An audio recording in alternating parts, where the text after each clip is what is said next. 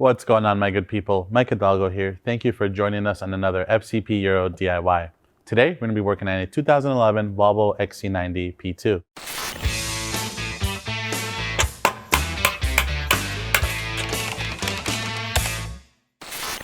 Today on the XC90 behind me, we're going to be covering how to replace your rear shocks. This is going to be applicable to all P2 XC90s with standard rear shocks, not the Nevo mats. Those will be a slightly different process.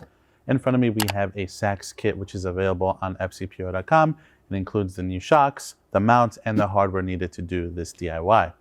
Typically, these will last you anywhere around 80 to 100,000 miles. It really depends on the kind of driving your vehicle does. The example behind us has 140,000 miles on it. So it is definitely due. We believe it's on its original shocks, but we'll find out as we dig a little bit deeper. A couple of things to know: as these wear out, oftentimes you may hear a clunk or feel a clunk from the rear of the suspension. Usually that means a shock has gone bad, but do not rule out any other suspension components in the rear. The rubber can deteriorate on the bushings, and the shocks themselves can leak over time, causing them to have no rebound, meaning your car is really just riding on the rear springs. So with that, let's take a look at some of the tools we're going to need for this DIY. For this job, you're going to need a torque wrench, something that can handle 40 Newton meters all the way to 140 Newton meters. We have both a 3/8 drive and 1/2 drive. Same goes for ratchets. We also have a T40. We have a 19mm socket for our lug bolts. We have an 18mm socket that we're going to try to use on the impact first to see if we can just zap the top nut off the shock. If not, we'll switch over to our pass-through socket set. This is CTA 7466. This is going to come in super handy to undo the top nut on our shock. A limited amount of room to work in, and this will come in handy. We also have a 15mm socket. We have some small pliers. These are just to get the dust caps off of the top of the shock mounts. We have a paint pen so we can mark our hardware down once we've torqued it down. Again, a big Milwaukee impact to get the lug bolts off. We have some penetrating fluid. And then some alternative tools, I will call them, is a set of vice grips and a razor. Now those are going to come in handy if the top nut on the shock body is rusted to the nut, which tends to happen on these vehicles.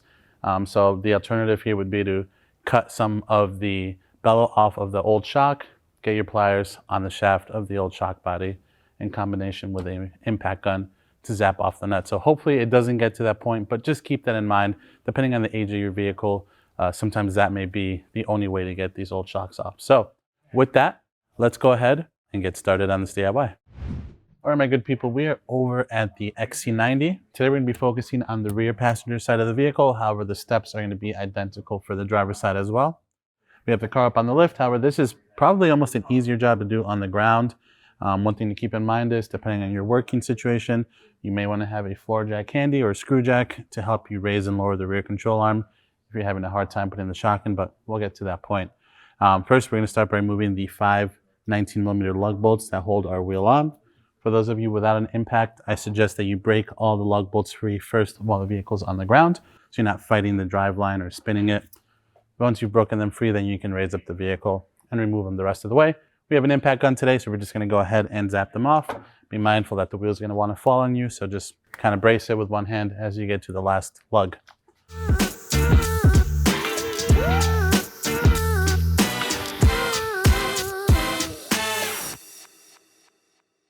All right, now that we have the wheel off, we have a better viewpoint of our lower shock mount. So let's go ahead and get underneath. We'll get a little bit closer. All right, my good people, to get started, we have a 15mm bolt that holds the bottom of our shock to our lower control arm. Now at this point, you are more than welcome to brace everything with a floor jack, should this be the first time you do this job. You're concerned about anything swinging about. But truly, it's really not going to move on us. We're going to grab our 15 on our 3/8 drive ratchet. We already sprayed it with a little bit of penetrating fluid, and we're just going to go ahead and back it out. If your car is really rusty, it doesn't hurt to wire wheel the end of the bolt where the exposed threads are. Just kind of give you a better chance at removing it.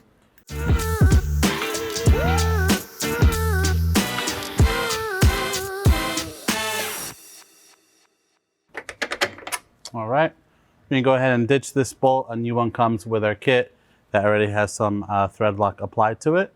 If you're going to reuse this bolt, I recommend you clean the threads really, really well, remove any old thread locker on them, and then dab some fresh Loctite when you go to install them. Now with that, we can get a little bit more eye level with everything, we're gonna hop inside of the vehicle and work on removing the top shock mount. All right, my good people, now inside of the XC90, this is a third row equipped vehicle. Some may just have 5. You may just want to figure out what it takes to get to the access panel on your XC90. For us, we just had to lift up the backs on the third row and slide the cushions or the bottom cushions back into the trunk so they were out of our way, giving us a nice open spot here to work with. Now, for those of you that are doing this and it's the first time they're done on your car, you may see that this matting here is all one piece, but there is an outline of where you can trim or cut to open these. Now this one has been obviously opened up before. Not the worst job I've seen, but nonetheless, we can go ahead and access the top of our shock mount nut through here. So you're going to want to start by getting access to this, lifting it open. There's usually a pad up here. These are just kind of sticky. They have some sticky residue from Volvo. Don't really know what the deal with that is other than it keeps debris out. Then from there we have a small plastic plug that you're going to want to rotate. These can often get stuck just due to all the crud that's on them and debris and dirt. So that's where those pliers are going to come into play just to help remove the cap. You only twist one way to unlock. Now with that, we have access to the top lock nut. So for this, it's a T40 counterhold and an 18mm nut. Before we do anything in there, I'm just going to go ahead and spray some penetrating fluid on it just to give us the best shot at getting these out.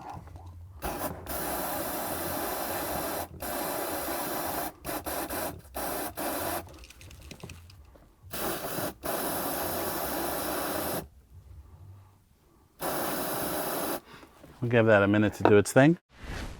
All right, my good people, while that was soaking, I went into our shop and just deviated a bit from the parts list here that we had at the beginning.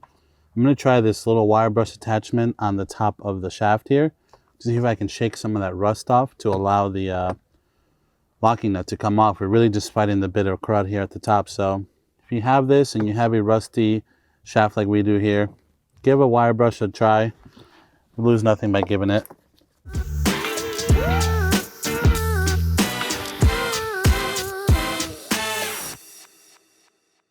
All right, well, that looks really good from the top here. Spray a little bit more penetrant.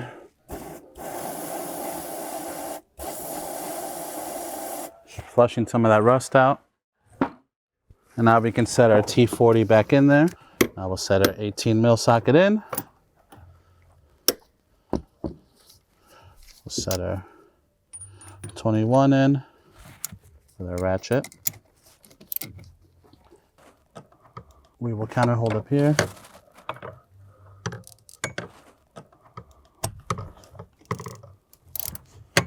All right, let's continue to work this off. Just be mindful, my good people, as you get to the end of this nut, it will just drop the shock body straight down. So clear your feet, anything that may be under there, because this shock body will just drop down. There we go. That's exactly what we wanted to hear. There's our old nut in our socket here. Man, that was crusty. All right, my good people, back under the XC90, we have our new shock. We have our new shock mount. We're gonna go ahead and just join the two together like so and feed them back up in between the coil spring here.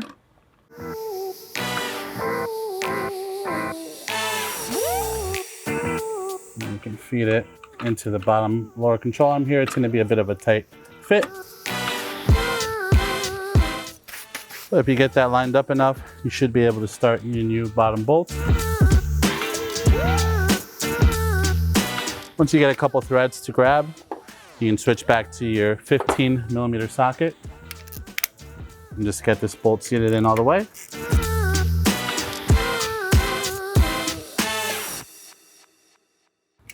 Then we're going to go ahead and torque that down to 80 Newton meters. There we go. Never hurts to mark it with a paint pen. And now that's going to situate everything down here at the bottom with the exception of putting our wheel on.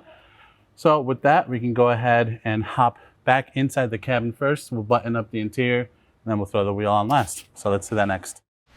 All All right, good people, back inside of the car, we have the top of our shaft going through the interior top mount. Now, the only way to get those out is if you drop the whole coil spring, which we're not doing on this job. The coil springs on this car are fine. And that's more of a small, thin metal washer with a bit of a rubber buffer. They don't really wear out as bad as a normal shock mount does, so they are totally reusable. We're going to thread our new 18mm nut on.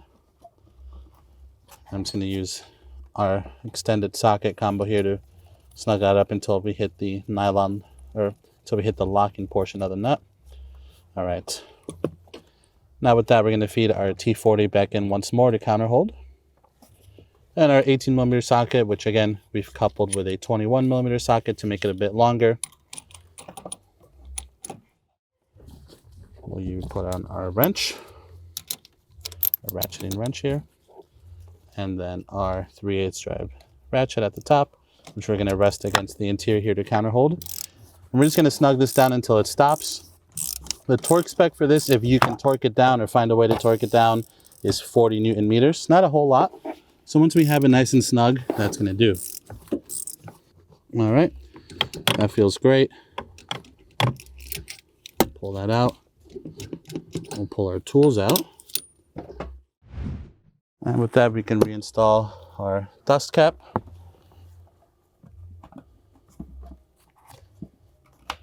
Lock that in. And we have our little sticky pad. Goes over the top. And then you can flip your carpet back down. And if you have it, go ahead and fold your seat back down if you're not using the third row seat. All right, my good people, now we can go ahead and reinstall our wheel once more. Get those lug bolts lined up. And always start your lug bolts by hand. Last thing you want to do is cross thread these after doing a big job or small job and not being able to go and test drive your car. Again, these are 5 19mm lug bolts. We're going to snug them all up evenly first in a crisscross pattern. Then we'll lower the car down and give them a final torque.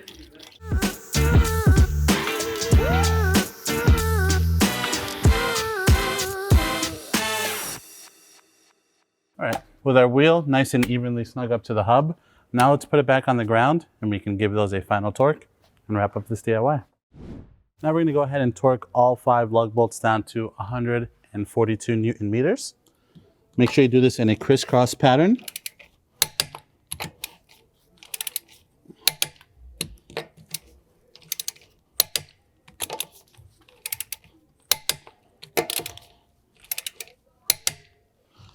And with that, my good people, that is going to conclude how to replace the shocks on your XC90. Again, the Nevo mats are going to be a similar process, but they're going to be a different unit. But overall, a pretty straightforward job on the P2 XC90. If you like this video, please be sure to give it a thumbs up. If you have any other questions or comments on what we did today, leave them in the comment section below. And if you want to check out other DIYs like the one we did today, be sure to subscribe. We have a couple more on this P2 chassis. As always, thank you for watching. We'll catch you in the next one.